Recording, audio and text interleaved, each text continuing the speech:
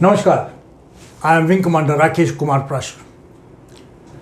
In the universe, there are billions of galaxies. In our galaxy, there are billions of planets, most not even discovered yet. But there is only one Earth. Yes, only one Earth. And we are lucky to be born on it. The Earth is not only the only home we all have in this entire universe, but probably the only planet which sustains life in this universe.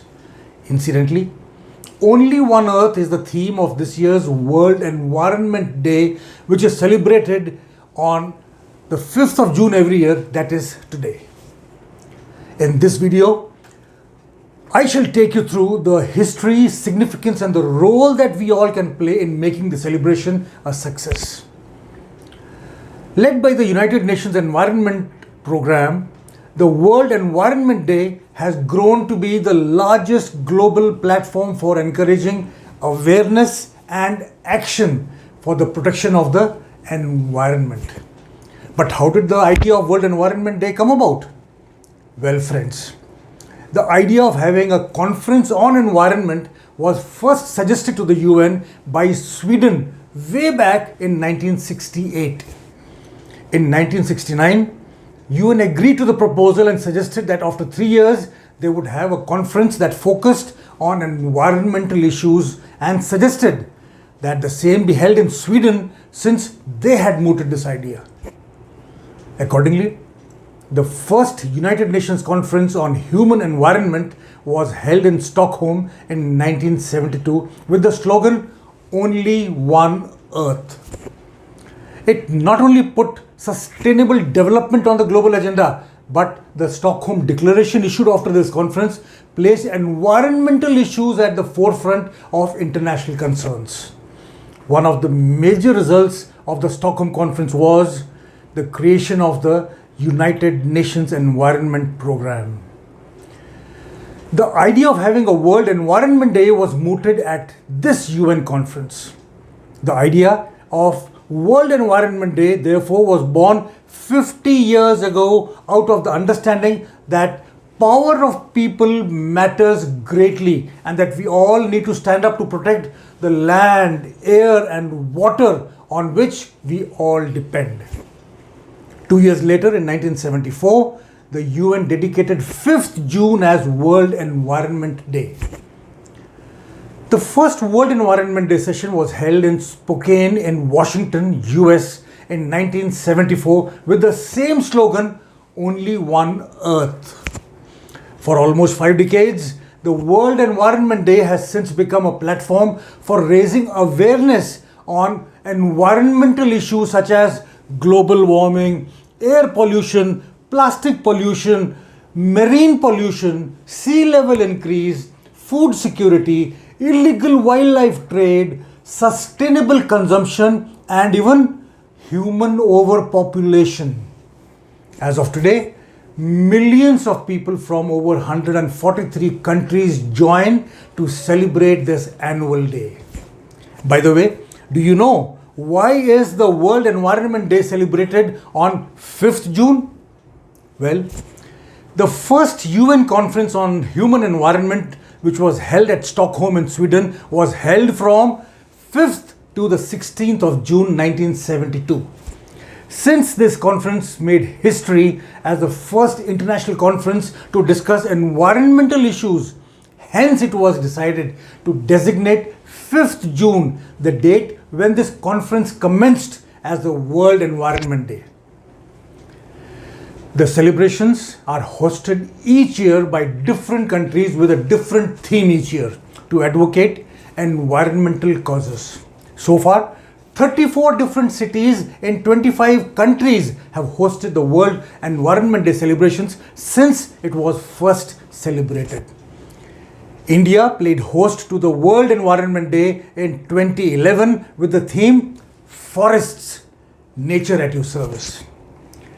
Bangladesh has played host to the World Environment Day celebrations a record 10 times.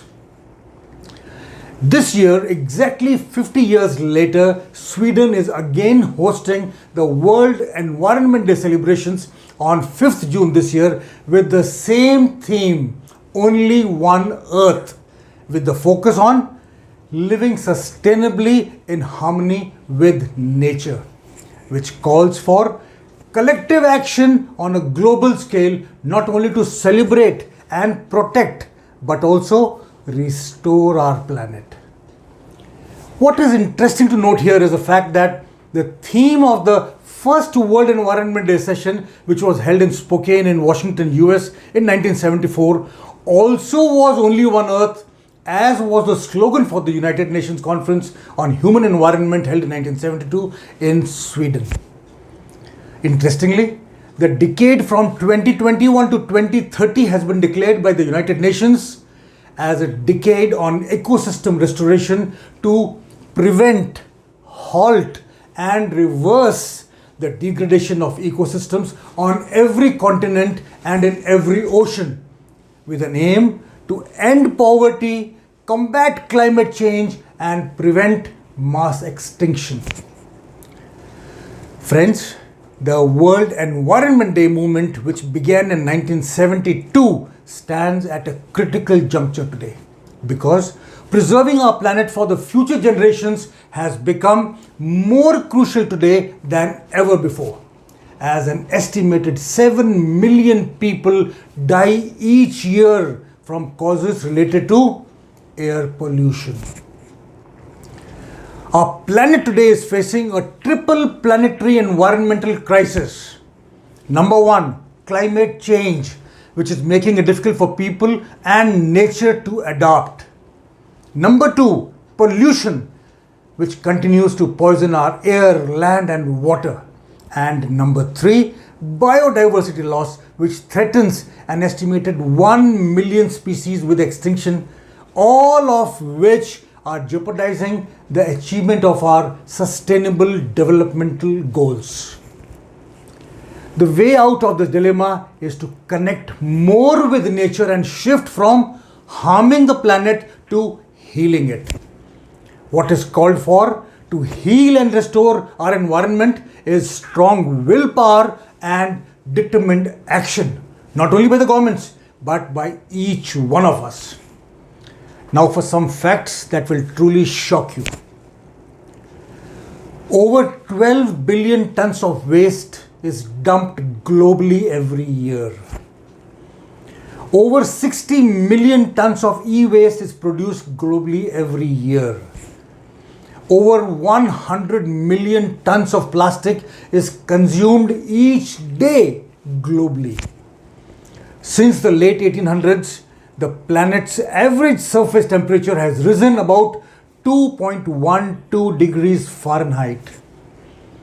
The Earth loses primary rainforest the size of a football field every 6 seconds. Finally, as per an UN report, with the current rate of population growth and consumption, humankind would need 3 planets to sustain itself by the year 2050. Scary, isn't it?